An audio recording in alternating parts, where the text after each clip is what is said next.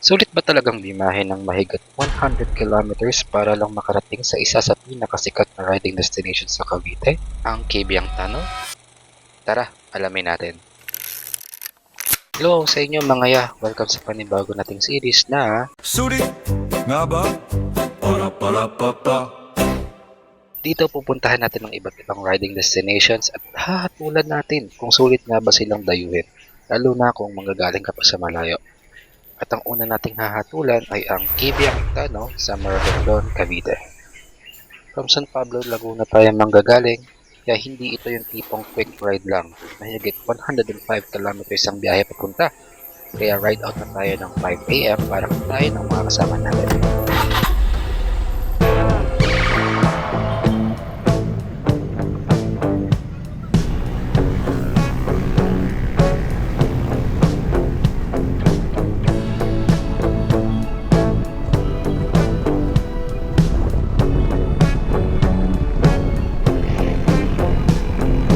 After almost isang oras ng biyahe, nandito na tayo sa Sungay Road, paakyat ng Tagaytay. First time ko nga palang umakyat dito ng mag-isa, pero kampante na rin ako kasi alam ko na ang mga twisties at kung gaano katarik ang mga likuan dito. Masaya rin mag-solo muna kasi hawak mo yung sarili mong pacing. Nakikita nyo rin dito yung performance ni Suzuki Access paakyat.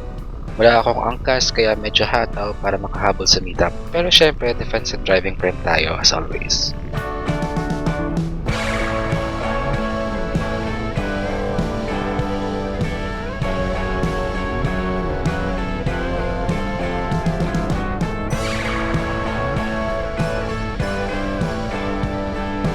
Hindi rin ako nagpigil na huminto saglit para i-enjoy ang view.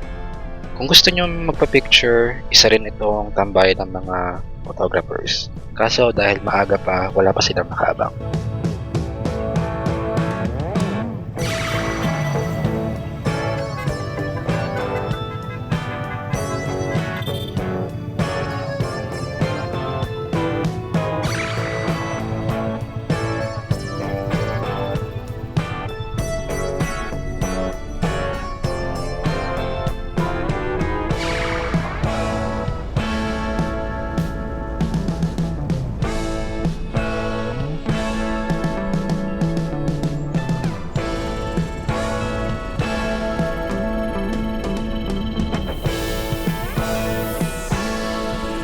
Konting biyahe pa at nasa Tagaytay na tayo.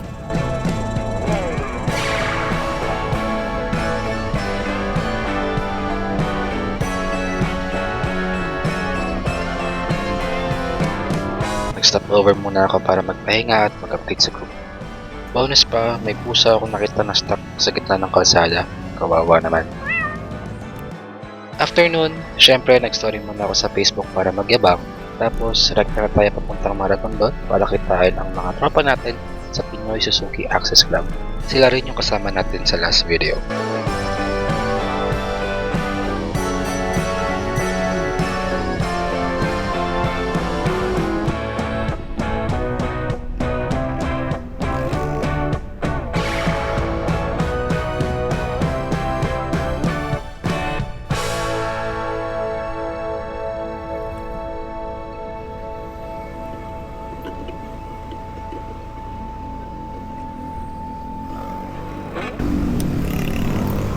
Opo. Ako na lang ba hinihintay? Ako na lang hinihintay? May isa pa, yung isa pang Christian. Kala ko ako huli.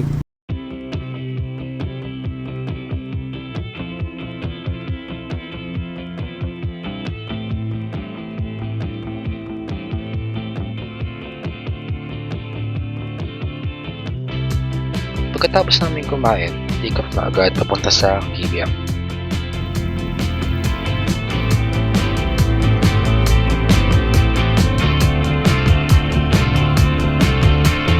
Storms on the roof, secrets whispered, bulletproof. We built worlds out of steel. Now they're ruins of something we feel. It's so nice to get away, if just for a moment, if just for a day. We can. At dito ko masasabi na kung nature lover ka, malaking plus na agad ang route na ito. Relaxing ang vibes, magaganda ang views, at higit sa lahat, hindi intimidating yung mga kurbada. So kung beginner rider ka at ikaw mag-i-enjoy ka rito basta laging within the limits yung takbo. Wonderful day. We rode our bikes down broken streets.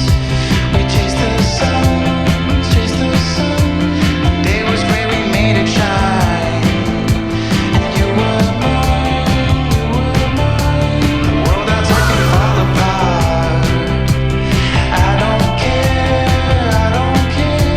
as long as I can have your heart. 'Cause you have mine, you have mine. Don't forget what's beneath the concrete. There's a wonderful world beneath the concrete. We can dance all night. At kung papunta pala kayo rito, huwag kayong didiretso sa checkpoint na to, lalo na kung allergic kayo sa bala. Mag-left lang kayo para makarating sa tanaw.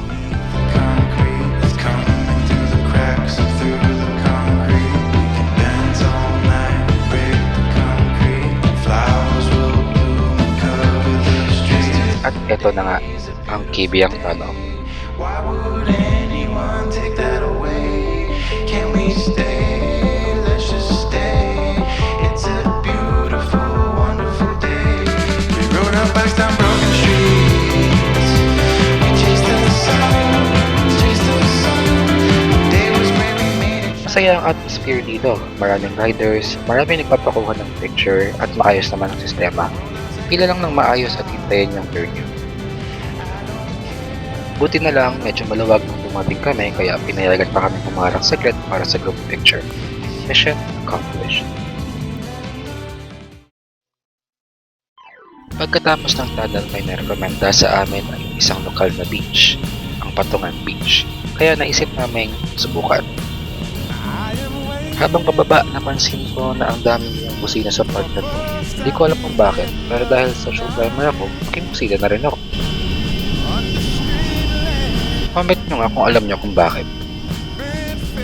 Flame by the light. I'm going away. I'm going away. I'm going away. And the sun gonna shine on a brand new day.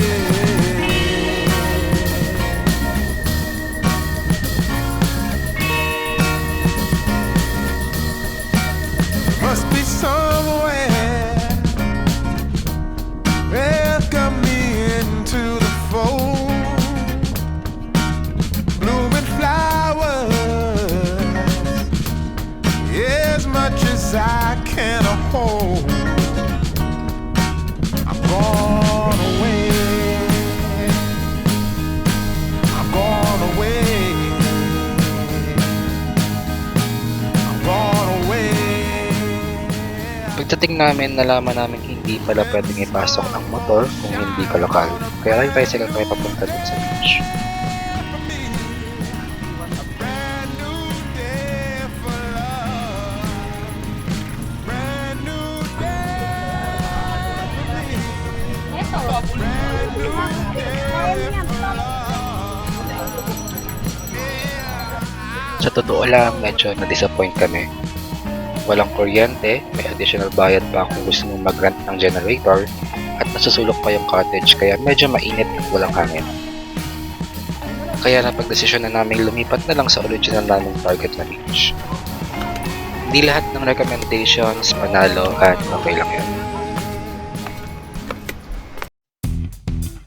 Dahil may mga umuwi ng maaga na rin kaming bumalik.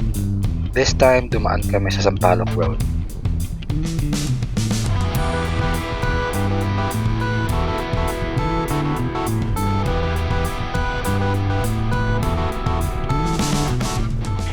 Mas mahaba nga ang route kumpara sa Sungay, pero sobrang sulit ng juice. Mas banayad din ang ahon kaya mas relax ang pakiramdam sa pagmamaneho. Ang downside lang, mas makitid ang kalsada kaya doble ingat sa mga kurbada. Kung beginner rider ka, hindi ko siya may recommend sa gabi, lalo na kung wala kang MDL or kasamang grupo dahil medyo madilim ang ibang bahagi. Lalo na kung allergic kayo sa mga scary places. Y abrimos el mirar al fuego en nuestra mano. Pagkababa ng Tagaytay, pa-full tank muna ako. Boss, regular lang po. Tapos nag-coffee stop bago ako kaya stretch pa uwi. So, sulit nga ba ang Kibiang Tunnel kung manggagaling ka pa sa San Pablo, Laguna? Para sa akin, oo, sulit na sulit. Mahaba ang biyahe pero reward naman ang buong experience. Magaganda ang views, maayos ang kalsada, beginner-friendly ang route, welcoming ang mga locals, at kung mahilig kang mag-ride para sa scenery, isa ito sa mga lugar na dapat mong mapuntahan kahit isang beses. Kung intimidated ka nga pala sa Sungay Road, marami namang alternate routes punta, kaya huwag mo rin hayaang pigilan ka nun. Kung nag-enjoy kayo sa unang episode na Sulit nga ba? Para kumakatok ako sa inyong mga puso na mag-like at subscribe, at comment na rin kung anong riding destination ang gusto niyong hatulan natin sa susunod. Ako si Red, at magkita-kita tayo sa next ride. RS palagi! But